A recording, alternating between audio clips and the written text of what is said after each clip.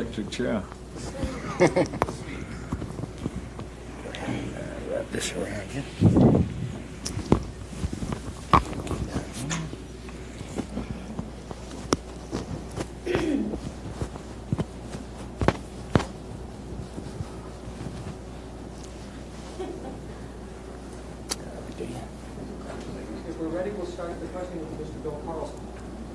Mr. Connery, in this time of great political and continuing political change in the world, there's been a lot of conversation this weekend about what influence it has on the acceptance and the understanding of this film. Everybody in the room seems to have an opinion. We'd like to hear yours. Well, I don't think that we're going to change these events at all with the film. I personally am thrilled to see them happening, having been in Russia 25 years ago and then going back recently to film there. The elements that are appealing in this film that there are people who are in these given circumstances can make a choice and decision by deciding to come out, as Ramius did, which was an offensive weapon, realizing it in the blueprint stage, and then doing something about it. Without getting too grandiose, on the parallels of Sakharov, who is in there and knows something about the regime, knows something about what the regime was, what the stakes are. It's not sort of sitting down in Beverly Hills with your frayed jeans and declaring something. It's something a bit more major. And plus a good, exciting story. And personally, I've been in the Navy myself, and when I was in the Navy, the submarines were smaller. And I'm not that old, but you could almost touch the walls. These things are 7 stories high, if you can visualize it. It's all part of a rather grand picture on a scale. You see it in 70 millimeter with all the special effects and everything. It's very impressive. Well, I assume you saw the film, so. You need a more frivolous question, I think. I'm curious to know what went through your mind when you found that People magazine had named you Sexiest Man Alive, and what does the term sexy mean to you? That's frivolous.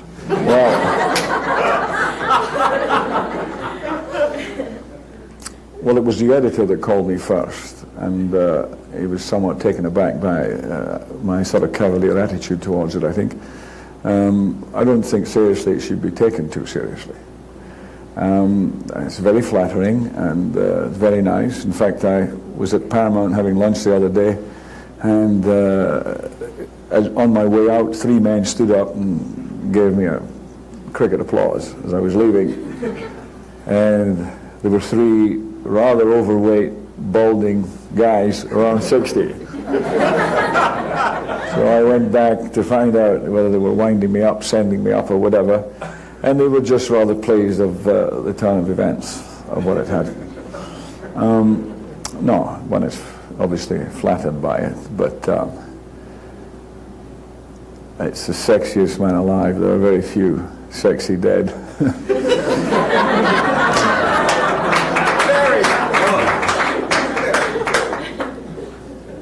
Sean, what went into the preparations for this character? How would you compare Captain Marco to other characters that you have played? Well, in this instance, it was mostly written by the description that Alec Baldwin gives in the book and in the screenplay. Everything is there in terms of the background. They've done the case history on him like a dossier, therefore it was a lot of work done for me. Plus the fact if you're on a ship and you're the captain, they more or less do what you tell them. What one wanted to get was, or rather I wanted to get, was a look that was sort of different and not to be confused with the American look. That had already been taken care of by the design concept of what the Red October looked like as opposed to the Russian submarine. And came up with the idea of sort of hair and face that was a mixture of Stalin and Samuel Beckett, and sufficiently military, because they are the same, military, Navy, who would be capable of killing somebody, which I suppose most military and naval people are, whether they wish to admit it or not. And as I say, most of the characters have been written by Clancy's description and Ryan's description by Clancy, and we were John Miliusin, who's one of the top, in my book, writers, and worked very much on more structural sentences and images in the dialogue of Ramius to give definition that would appear more Russian than American. So there was, without question, different, two opposing kind of cultures, as it were. After working many hours on a film like this, I'm wondering, what do you like to do to relax? What's your definition of relaxation? Is this a frivolous question? It's a frivolous question. I like to play golf and read, and I used to play chess, but I don't play it anymore. I don't know why. Maybe I'm getting stupider as I get older. I don't seem to have the patience for it. Reading mainly, I think, but not just with a view to material in terms of work. It's the time has become more limited and more precious recently because I had the good fortune, whichever way you look at it, to be doing 3 films back to back with post-production, pre-production, and somehow they continue to overlap, and makes an enormous demand on one's time. What I'm missing at the moment is the easiness of a routine that permits me to get up and do all my bits and pieces in the morning with a total preparation for golf in the afternoon. Difficult in Moscow. Sean, we all know that Tom Clancy is the guru of military technology and so on. Did you have any trepidation about accepting a role in a film where there was at least a possibility that the gadgetry would sort of drown the actors? Not really, not in this instance, because our stuff pertaining to the Russian manuals and things, we more or less, it was a la Paramount, you know. And the set design, if I press a button and you cut to the submarine doing all sorts of things, you're going to buy it anyway. And also, I don't have to be too knowledgeable about all the technological aspects of the film, which was a great savior for me, because I'm really not very technically minded. I still have problems recording. I could never record, say, the fight last night, which is a terrible remiss. I don't know how to work it. I can't even record something that's on already. The radio is about I'm good at the radio. What draws you most to a movie at this stage of your career, Sean? Is it the message, the money? Is it the co-stars, or none of the above? Well, it's always been basically the same. Primarily, it's the writing. If you read something, the descriptions, the dialogue may leave something to be desired, because I find, in my experience anyway, that writing of good dialogue is quite rare in films, and that's something we all have to sort of search for. Basically, good writing. I relate to somebody like Milius, because he is not frightened to write in a sort of heroic vein, and you can take the essence of it and use it. The story or what it's about is another thing. That I mean, I wouldn't say I ever set out with a view to play a monk, for example, but when I read The Name of the Rose, I was immediately caught by Echo's writing more than anything. And equally, I have to add that while I'm not doing the picture, I doubt if I would have read the whole book. the first 100 pages were like 3-putting every green. So, but once I got past the first 100 pages, I was totally caught by it and by him. So I would say, in essence, the writing is more important than anything. Even more than the money? Well, you never asked about money. What about it? Well, there's nothing wrong with it. Why? With world events moving so fast, was there any requirement for script changes to keep pace with what was happening outside? I mean, there were certain points made about cooperation, etc. Did they come before or during the film? About what? Sorry, I missed that. Well, the world events have been moving fairly fast in the last few months, and during the filming of this picture, there must have been some changes made that necessitated maybe a more neutral and positive outlook. No, basically the story would stay the same. The only thing that was going to change was if Gorbachev's position changed, because the film is set pre-Gorbachev. And if anything in the interim had happened to him, or even between now and when the film actually opens, it may mean you have to make some difference in the prologue. But as far as the picture from A to Z, all the things one's trying to do with it would still stay constant. You wouldn't change anything. Basically, when I asked at the beginning, when I was going to agree to do the picture, there's certain conditions I made. One was the introduction of Milius because of, as I say, his writing and the clarification of the Russian as opposed to the American, because we see the one submarine, all the Russian behavior, and the American submarine, the American behavior. Just the difference is what makes it really kind of interesting in terms of the conflict too.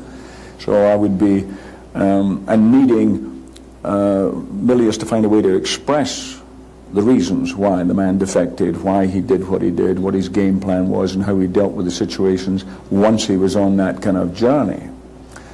Nothing that has transpired in Europe now or in the Soviet Union would really change that, I don't think. I must congratulate you on your Scots accented Russian too. It's very good. Oh, thank you. You speak Russian? A little bit. Mr. Connery, normally when we do these interviews for Paramount, we have a one-on-one experience with the interviewee. Sounds exciting. It is.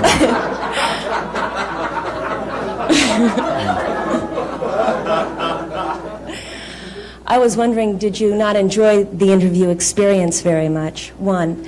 And two, if you're surprised that you've reached this level of stardom, where all of us sit here and listen and don't have that opportunity to just talk with you one-on-one. I'm not quite sure what you mean. You mean when I spoke on the satellite before? No. I just mean, first of all, are you surprised that you've reached the level of stardom that you have?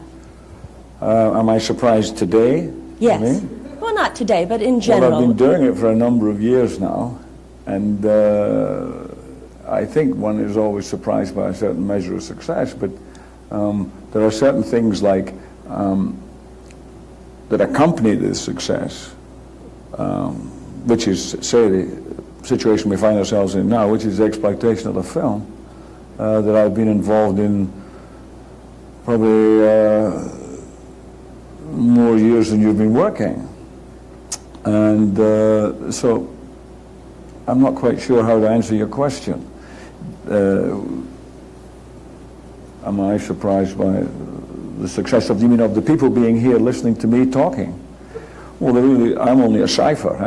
I'm answering questions related to something that you've all seen, that I happen to work on and be a part of that product. Okay, thank you. Yeah? I'm going to sit down now.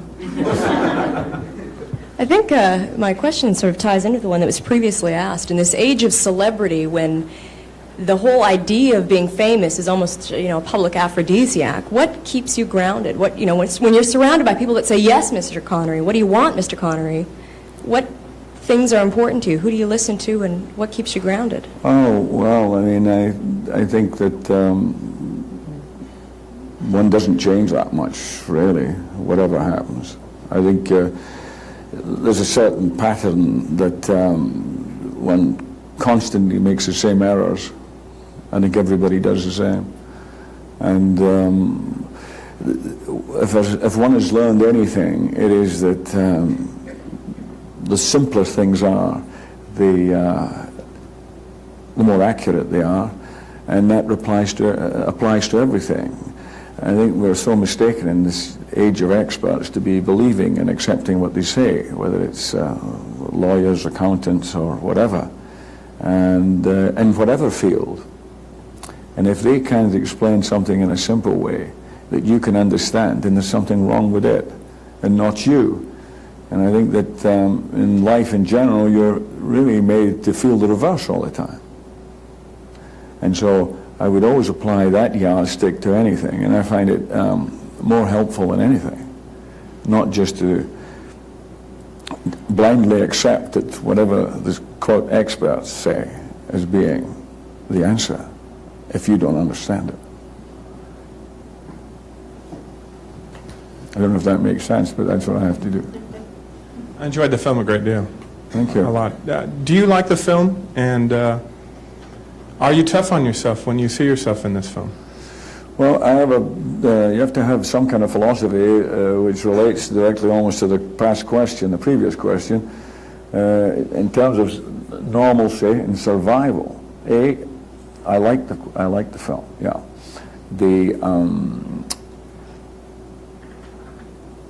I have to answer this almost invariably in the same way, that if I see a script, read a script and I want to do it, it comes into two stages. The A stage, which is a script I read and I like it, and then I go about doing whatever I can to make it happen to the best of everybody that's involved with it. That goes for the casting, the producing, the directing, writing. I stick my nose in everything, which not everybody's happy about, but anyway. And the end result is that when the film is completed, then we, the team, whoever they are, look at the film, and I make a judgment then, myself, as to whether one has succeeded or not. That's for the A stage. And I look at it, okay, succeeded. Now there's the B stage, which is when the film goes out into the world, and the people come or they don't come to see it, and then that's something else. And I would never change my opinion or decision about the A stage because of how it was accepted or not accepted. Otherwise, I think you're on the right road for insanity because of the business that we're in. I had a perfect example. I did a film called Family Business with Dustin Hoffman and Matthew Broderick, Sidney Lumet, Vincent Patrick wrote, and on the A stage we succeeded. I think it was a success. On the B, it was almost a total rejection of the film. It's surprising. It didn't even have a curiosity value. This is in America. It's apparently doing much better in Europe. And you find it very difficult to find a reason for it, but it wouldn't change my opinion about the film. And that's been the case in quite a number of films I've made. And then I find that later in time, they seem to hang out there and then float up, and then they become somehow acceptable and palatable. And I can give you half a dozen examples of these movies that just had no success at all. Robin and Marion, The Hill, Family Business, and A Fine Madness. But and then they somehow come back, but that's in a way how a body of work is acquired, I suppose. When you look at Red October, what play did you? No, I think it succeeds. I think that what we set out to make, I have to say that I haven't seen the completed effects, because I saw it when we still had cards, when it was saying the crash, this, to that, which already is a test in itself. And I thought that all the stuff that, which was the essence of the movie, worked. And then I had confirmation from McTiernan and Weiss Neufeld that the effects stuff now was 80% there, completed. And so I'm going to see the picture when I go to Europe, the completed one. But at the A stage, I think we succeeded in making the film. Now, the B, as you say in Rome, bah. Mr. Connery, I'm Tara Bassett from Louisville, Kentucky. James Bond seems to be caught in a time warp. He never ages, unlike the rest of us. Now, although I would prefer to see you reprise that role as a sexier, more mature, sophisticated Bond, if that wouldn't be possible, would you consider coming back as James Bond Sr.? What am I going to do, play Roger Moore's father?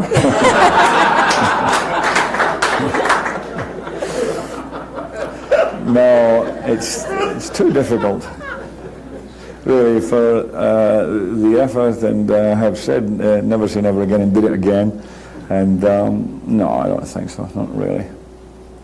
Thank you. Thank you. Mr. Connery, I'm Bobby Wygant from the NBC affiliate in Dallas-Fort Worth, Texas. This film had already been in production and had been shooting for a short while when you came aboard. Mm-hmm. Would you fill in what happened from the time that you were approached and the time that you actually did start filming? Well, the first thing was, you're right, they had actually started, and then I was suddenly free. Klaus Maria Branda, a good friend of mine, was to play the part. He was directing his first film and starring in it. He needed 14 days free. They could not accommodate each other, you can understand, because we're dealing with the Navy and weather and everything on this picture, so suddenly it was open for me. I received the script in the rush. It was a fax, and in the hurry they didn't give me the prologue, which explained that it was pre-Gorbachev, and I had not read The Red October. Consequently, I felt that it had missed the timing, that it was too late to make that kind of story. Anyway, once we got that cleared up, I received the prologue, saw what they were talking about, got the book, read the book, reread the script with that in mind, told them the faults I had with what we had as a script, in my opinion, about the Ramius character and the needs for the clarification of what I needed to take me through the next stage, and also the fact that it was short notice, and obviously I wouldn't waste their time by bumming around without them knowing what my demands, as it were, or suggestions were. And that's when Milius came in, when they agreed. So, and then we went to work immediately, and then I came in on the Friday. I'd had long conversations with McTiernan on the phone, and I came in on a Friday and from Europe, and I worked Friday, Saturday, Sunday. We postponed the shooting of Monday. We rehearsed and blocked it, and they all went on a submarine trip, which I was quite thrilled to miss. And on the weekend, very invited, kindly invited by the United States government, but the others went. But it was of more value for me to rest, get over jet lag and learn the jokes, work on what we had to do. And then we'd all met each other, and lots of them had been filming together, including Alec Baldwin, for about 3 or 4 weeks before I had arrived. So it gave me a chance then to familiarize myself not just with the director, but with the other actors that I was going to work with, these Russian kids as well. And the Monday was a very important day in that way, and what appeared to be a slight postponement was terrific investment in terms of time too, because it got around a lot of normal procedural headaches of, first day shooting, and so it was really like a first day filming, and then well, the rest you saw. I hope you liked it. Thank you. Mr. Connery, there's a presence about you in person and on screen that very few other actors have. Have you always been this charismatic? And if so, what do you attribute that to? I had ulcers at 16. And when I was in boy service in the Navy, I never remember any of my mess deck mates ever telling me I was charismatic.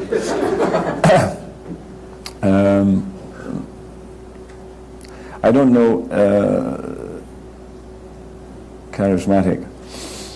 If I know that there are certain things that when I think I know what I'm doing, it works better than when I don't know what I'm doing. And I think that's a great help. I also think that the comfort in your own skin is more important than anything else. And most of the time, I feel comfortable in my own skin. And it probably gives some sense of comfort or what that I think maybe relates to other people too. For example, everybody has problems, everybody has some kind of neuroses or whatever, but I don't think that it's necessary that you have to share them with everybody. But it's an area where I feel people should really be selfish, and I don't think it's synonymous with talent, that you're going around the tormented soul that everybody has to put up with. I think there's probably too much put on that, especially here. Mr. Connery, when we talked to Harrison Ford for The Last Crusade, I asked him, is there something we would never see you do in a film? And his reply was, we would never see him take place in any sort of Rambo-type violence. And so I would like to ask you, is there something we will never see you do in any particular film?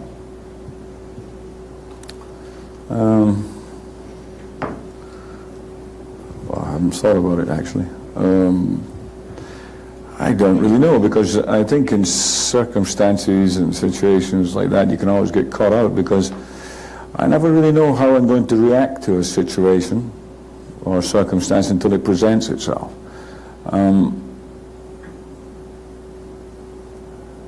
I honestly can't think of anything off the top of my head that I would insist I couldn't or wouldn't do. I don't think that in Europe we have the same kind of fear of being considered as villainous as the characters you play as they do in America. You know, I think that the actors have a tendency to feel, well, I don't want my son thinking or seeing me doing something like that.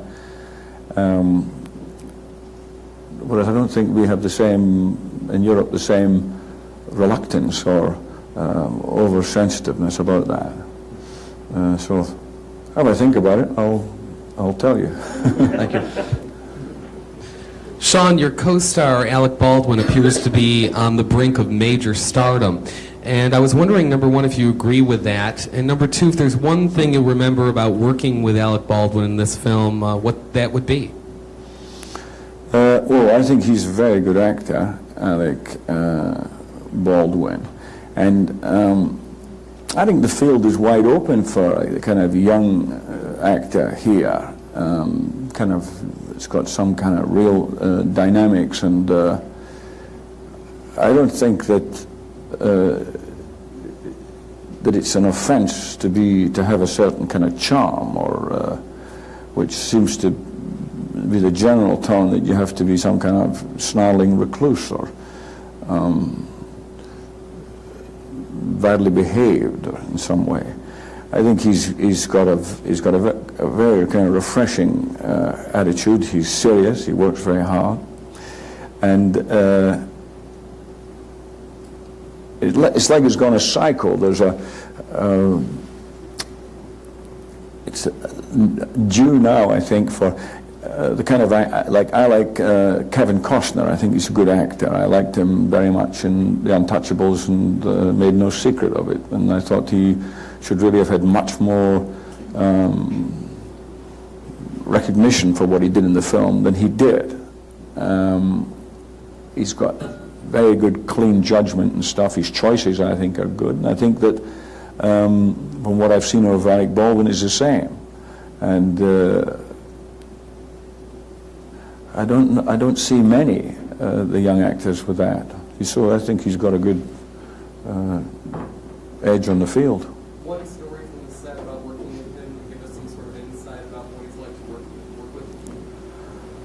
Well, he was totally professional, which is all I ask. You know, there are enough amateurs around.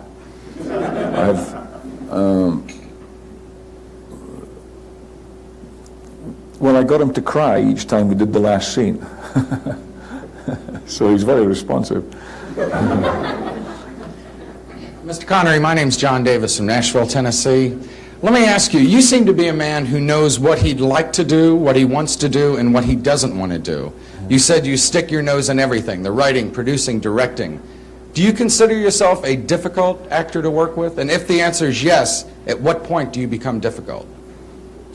Well, the answer is no. No? No, I don't think I'm difficult at all. Demanding? It depends what you mean by definition of demanding. I mean, demanding, I expect everybody to be enthusiastic, which I think is probably the most important aspect of any enterprise, particularly something that's going to be over a short space of time, where everybody is, there's a lot of egos, there's a lot of different ideas and concepts about virtually what is the same thing. But when it's all going great, it's fantastic because of the perfection of knowing there's a beginning and an end that you have in some way be able to control, which is somewhat different from life. And so it has long times, delays, hard, long hours and what have you, adverse conditions if it's on bad location to things. But fundamentally, it's quite a joyous experience. And that's why I say I am not enamored of the kind of histrionics and what I would consider difficult people. I certainly wouldn't want to work with. I wouldn't, and I would have it sorted out very early because life is too short, and it's usually nothing to do with what the genuine problem is. There's enough kind of problems in films, but funny enough, it's the one situation where you can solve them, is filming. All the problems in filming are soluble. And I would think I'm only difficult with real idiots. How does it manifest itself? When you become difficult, what happens? Well, well, there's the producer sitting there. Was I ever difficult in the film? Never. And I'm bigger than him. No, I mean, it's there's always a solution to the problems, the commonsensical ones. I mean, the kind of mad hysteria I'm not even going to discuss because I've never been in the middle of it. I only hear from other sources. But as I say, I couldn't be bothered with it. Everybody has to work too hard, I think, anyway, to put up with it. My question has to deal with casting. And in this film, for instance, there's no doubt that you are a Russian. Yet, going back to what you said about family business, did you ever thought that it would not be credible for you and Dustin Hoffman to play father and son? Did you think that Sidney Lumet could overcome that problem? What were your thoughts about that? Well, it's a good question because it was really sort of going at it head to head because the justification we used, I've seen it time and time again, I'm sure you have, with families, and you say, that can't be his son, that can't be his daughter. You know, you have two mother and father as black as you are, and you have blonde kids, and you get blue-eyed kids coming out of nowhere. And it's not because the Iceman cometh, but it's one of these strange quirks, Well, maybe it was taking it too far, I don't know. But even with what you're saying, my question is, it would have had a certain curiosity value, I would have thought, just to see if it did or didn't work. But it didn't even have that. That's what is rather confusing. Mr. Connery, following up on her question somewhat, the public at large still strongly identifies you with James Bond. Has that been a blessing or ultimately a curse? Well, it's a constant point of reference. It's something that's very much in the eyes of the beholders. The people who see it as the beginning and end of whatever I would do or be doing or will do, then it's their problem, really, rather than mine. I mean, I work on what appeals to me, and as long as I retain my enthusiasm, I presume I'm working towards variance and certain measure of improvement. If I didn't have the sense of enthusiasm or improvement, then I wouldn't bother working. I would do something else. I would work at something else. So I can't dismiss the period because it was over a period of, it's nearly 30 years now. It was 1962 when I started doing these films, and I'm 38 now. You know, people forget, people come up and they start talking to me about these films, and when I tell them how long ago it is, a lot of them don't like it. You mentioned that your first film was made 32 years ago. How are you coping with maturity, Mr. Connery? I'm coping with it all right, but in fact, it's longer than 30 years ago since I started. I came to America over 30 years ago to film. Well, we applaud you and we appreciate your talents, believe me. Thank you. Mr. Connery, my name is Penny Legate. I'm from King TV in Seattle, Washington. And it's been said that men who are 60 plus and balding are more virile. Would you care to comment on that? Well, it's years since I've been to bed with a 60-year-old balding guy, so I don't know.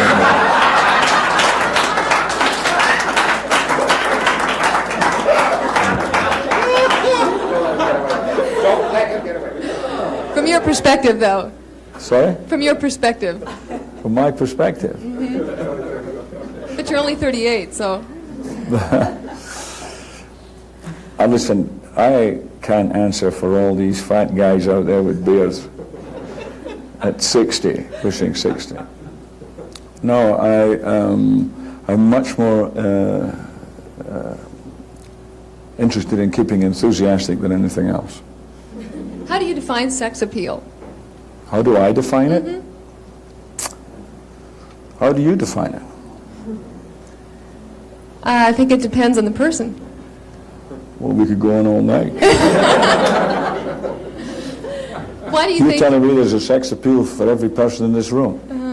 Well, I think it depends on the person, whether you find them sexy or not. Well, obviously, it's like attraction. How do you define it? Do you think you're sexy? Well, I've been told I am, yeah. And I know that I find certain people attractive, and they find me attractive, and I'm presumptuous enough to think it's sexy. Do you think you've been somewhat of an inspiration for older men? Well, it would appear so. Thank you. I'm almost sorry to get back to the film, but the character you It's interesting, play... all the women talk about sex and frivolity. That's right. I'm talking about your craft. The character you play in this film, Ramis, what are some of his qualities that you liked, or some of his character flaws that you disliked?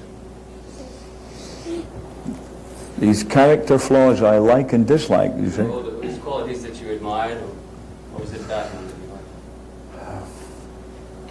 liked? Well, I think admirable qualities is the fact that the guy is top of what he does. He's a fantastic strategist and tactician rather, in naval warfare. He's knowledgeable about submarines and everything, which I'm not. Has sufficient intelligence to be able to see where everything is going, and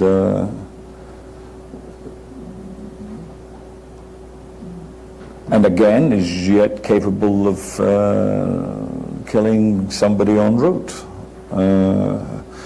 displays, I think, a reasonably all-round character. And the one that would certainly be interesting to play. Colin McLean with Canadian Broadcasting Corporation. Much has been made of this gimbal device on which the submarines were mounted. Did you find that that was a help or a hindrance to you as an actor? Was it a help because it was constantly moving and gave you the feeling of the submarine? Enormously. I mean, because usually they tilt the camera, shake the stage, or do something. But this was 80-ton gimbal that went 45 degrees in all directions, and to be standing on a set that is supposed to be a submarine and seeing the submarine going like this, and then all the guys still standing vertical. You know, there was a lot of us in the thing. In fact, it made me seasick. But it was tremendous. I mean, these guys were leaning on bars and things on diagonals, and you can't do the camera tricks by comparison are not as effective as the reality of the gravity. Thank you. Patrick Stoner with PBS. It's important for an actor to have a good relationship with the other actors to maintain characters that are believable. It was interesting in talking with Alec Baldwin and the producer and others that before you got there was people that there were a group of people who were just upset and concerned that you might not find them as professional as they wanted you to. Now, when you come into a situation like that, Red October might be a good example, what's the process of breaking down those barriers, since you're a much better-known star than many of the people with whom you'll be working, and how did that work to get that rapport? Well, the Red October is a perfect example. I mean, Mace Neufeld, who was here a minute ago, the producer, would verify what I'm saying. I come in after they'd been shooting. They had to rearrange the schedule to accommodate me because of the timing and the run-through. But we had 62 people in there, 80% Russians, who didn't speak English. 80% of them didn't speak English. And we had a very, very congested set with, the dynamics of moving, and that was very critical because it couldn't go off at half-cock. We'd all fall off the boat. You know, we're up about 5 times the height of this, nearly high, and built a special place in the floor to take the weight and up there. So there was a lot of engineering. There was these people who didn't speak English. There was a very busy cameraman. We had, when I first got there seemed to be a lot of things going on before the take, and we got a couple of false starts and everything, and then I immediately called a meeting with the producer and the assistant director and the lighting cameraman, and we came to the trailer and we sat down. I said, well, you've got to get it organized and go in an order. The last man to speak has to be the director, and nobody speaks till after he finishes. When he says cut, nobody says anything, so we know what the next information is. It was a bit raggedy, and also it wasn't getting any better because nobody was going to take that stance on the set, and it was a little hysterical. And then once we sat down and we talked it through and explained how the chain of command had to work, then we erased that problem. But as I say, all the things can be solved. All that was a problem due to a lot of elements that arise in making this is a very complex movie too. Apart from trying to get the light source cables and things going up, you had cables going up for the electrics to move this gimbal, and all the time changing the lights and putting smoke into the place. The heat was tremendous, and as I say, the floor was going to have to move to certain angles, the lights had to be accommodated. Major technical stuff. And then the last thing, of course, is the actors. So if each time you go off at half-cock, the actors discharge a bit, and then it's difficult for them. So it's much better to get all that right and then go. And that basically was what I observed, probably because I came in after they'd been shooting a while.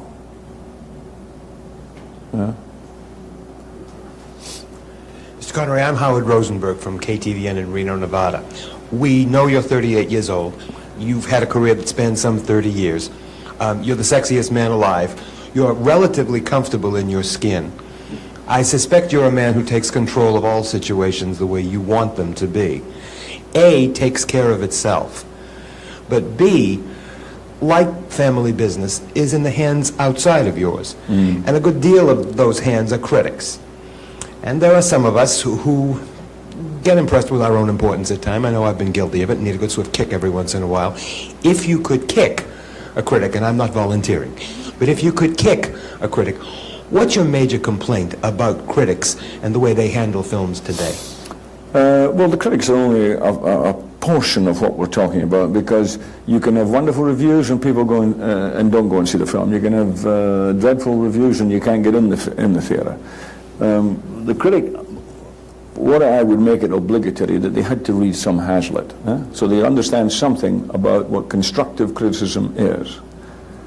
And why was Hazlitt such a wonderful critic was because it was always an occasion to go to the theatre, because there's no cinema then, and therefore he took with him a certain optimism or whatever. Okay, it's not easy to take that if you're going to see 3 films a day and you're in there at 9 in the morning and you just had an argument with the wife before you left, or the live-in girlfriend turns out to be a boy, you know. All these things influence the outcome. Then you go and look at the film and you're sitting there thinking, I've got again, she'll be calling now, where is it now? And I bet I've got a ticket, you know. Well, these are not the situation is not conducive to a good review either way. And they're often very kind of destructive as opposed to constructive. I don't think anybody who's got any sense of balance about films would ever object to a constructive criticism, because if it was professionally provided, and you could learn something from it. In the main, that isn't the case. I think a lot of the criticism is a bit wacky and sort of referring to a lot of things. And when a destructive thing does come along, it's sometimes I read it like in derisory and dismissive, without really considering how much work and effort, however wrongly or misdirected or misproduced or misacted, to be able to pick it up and see it and for what it is, or what what they have tried to do. And they may well be sitting, as I say, in their A stage, thinking, or not thinking, deciding, as I did and still do, that we succeeded in the A stage with family business. Nothing's going to change my opinion. I know the book, I know the script, I know the actors, I know what we made. If there are areas that don't work, then I'm absolutely prepared to listen to and have it, you know, presented constructively. And I think that's the main area. And then it breeds the other side, so that the actor or the actress picks it up and says, oh, that shithead, I'm going to get him, what does he know about this? And before you know where they are, they've lost sight of what the whole thing was about. John Corcoran, KCAL Television. I'd just like to state that when I'm old and bald and 60, you will be an inspiration to me. A serious question. Now, this is a movie. I'm getting there rapidly. A serious question. This is a film about essentially a good event, in the sense that Captain Ramius is a good guy and is defecting to the good side, etc. Is there anything you learned on the set or from your research in the film that might put a little fear into you, as far as some rogue captain on a submarine taking power into his own hands and providing a danger to us? Well, of course. I mean, that's the premise of the whole movie. And somebody asked me a question this morning, what did I think if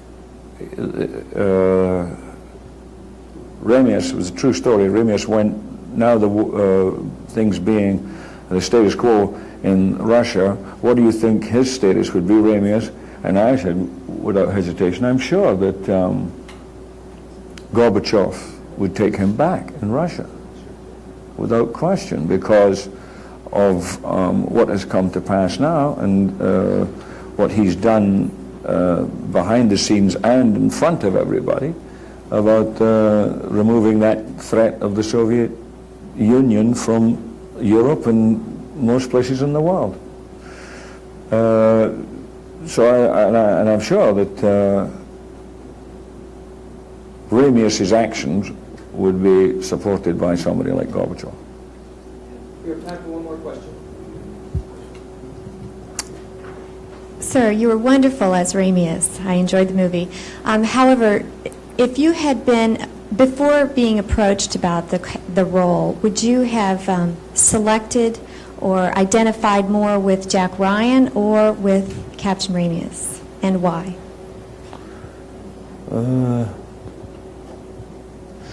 I never thought about it.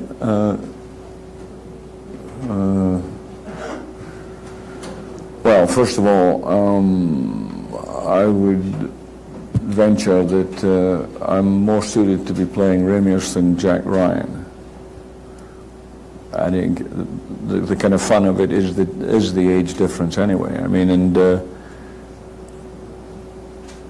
even then, I think, yeah, if I was presented the script and said, we'd like you to play Jack Ryan, I would probably say, well, I'd rather play Ramius, I think. Why?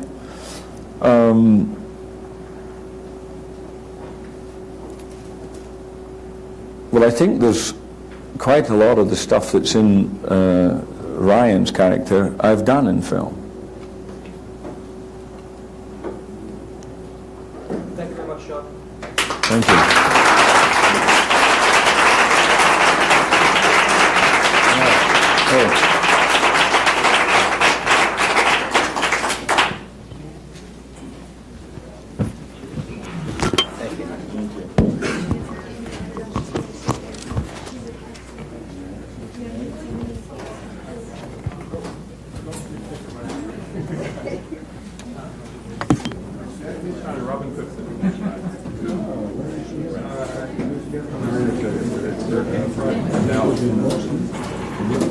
Thank you so much.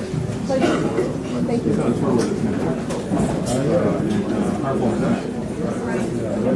talked about having been and carrying the table. Yeah, that's great.